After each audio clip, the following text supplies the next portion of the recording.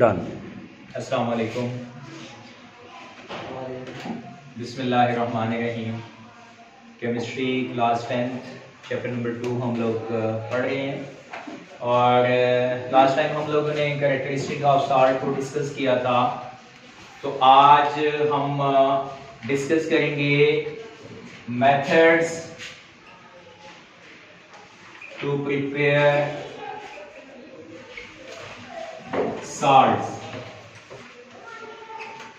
वो तरीके जिनसे हम साल्ट्स को प्रिपेयर कर सकते हैं उनको आज डिस्कस किया जाएगा। इसमें दो किस्म के साल्ट्स प्रोड्यूस होते हैं, एक है वाटर सॉल्युबल जो कि वाटर के अंदर हल हो जाते हैं और अपनी प्रोडक्शन के बाद इनको रिकवर किया जाता है by the process of crystallisation, जो कि मैं अपने पिछले लेक्चर में आपको बता चुका हूं कि सैचुरेटेड सॉल्यूशन को इवापोरेट किया जाता है और उसके नतीजे में साल्ट्स जो हैं वो क्या हो जाते हैं, हासिल हो जाते हैं।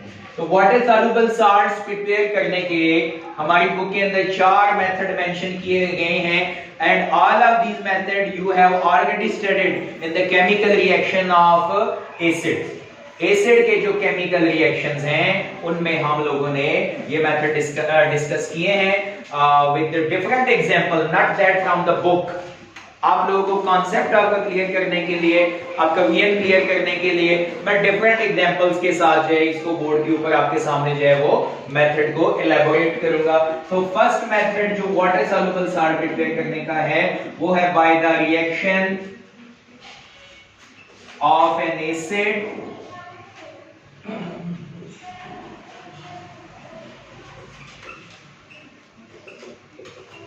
with a metal।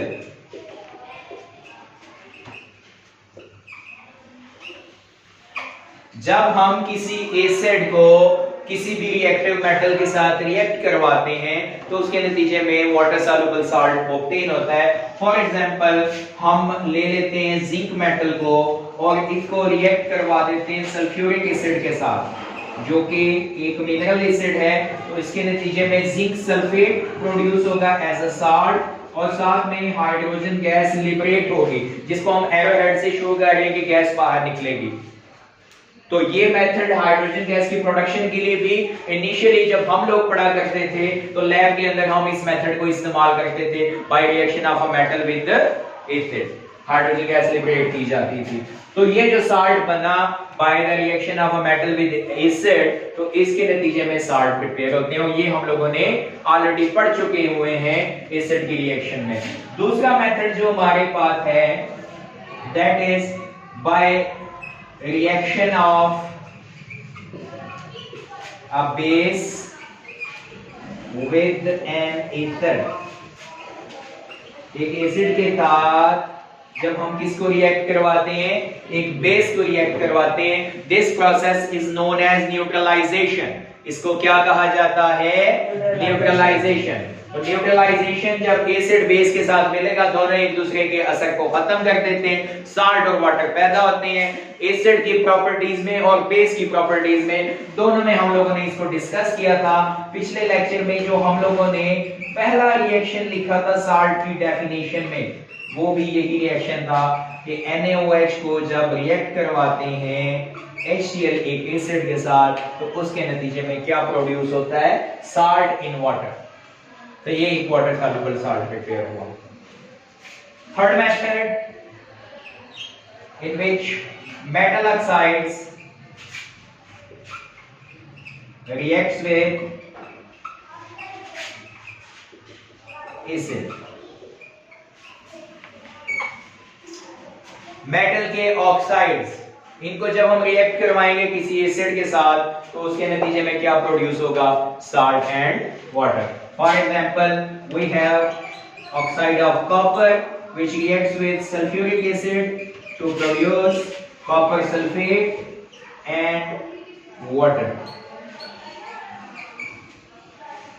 ये थर्ड मेथड है। अब हर मेथड में आप देख रहे हैं कि साथ में क्या प्रोड्यूस हो रहा है, water. That's why they are known as water soluble salts. Okay, last but not the least जो मेथड है वो है by reaction of carbonates with acids.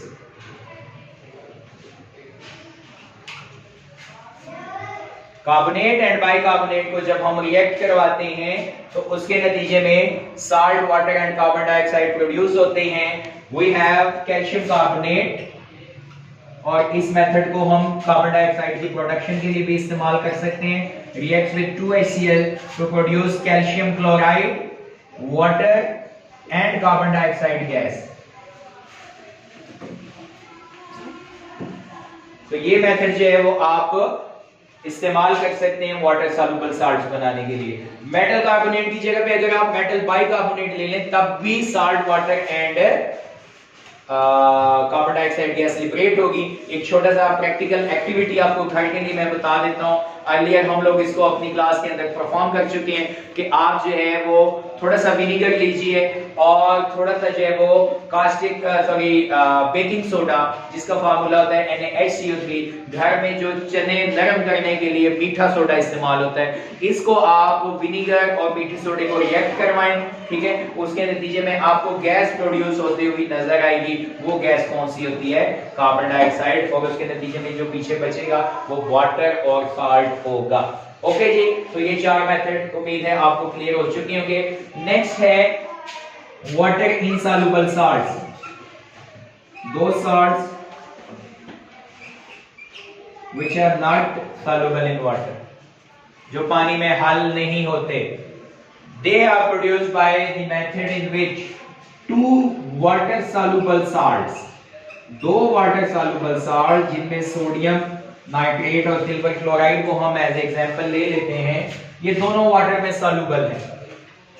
लेकिन जब इनका हम रिएक्शन करवाते हैं तो डबल डिस्प्लेसमेंट होती है, जिसके नतीजे में NaCl बनता है और साथ में AgNO3 बनता है. ये जो AgNO3 है ये नॉट वाटर सॉल्युबल है. इट प्रेसिपिटेट डाउन, इसके प्रेसिपिटेट्स बन जाते हैं जिनको उस सॉल्यूशन में से अलग कर लिया जाता है. वाटर सॉल्युबल साल्ट जो है सॉल्यूशन के साथ अलग हो जाता है. फिर उसकी जो है वो हम इवापोरेशन करते हैं और उसके नतीजे में सोडियम क्लोराइड के क्रिस्टल्स जो है वो प्रोड्यूस किए जा सकते हैं. तो ये 5 मेथड जो है वो इस्तेमाल किए जाते हैं.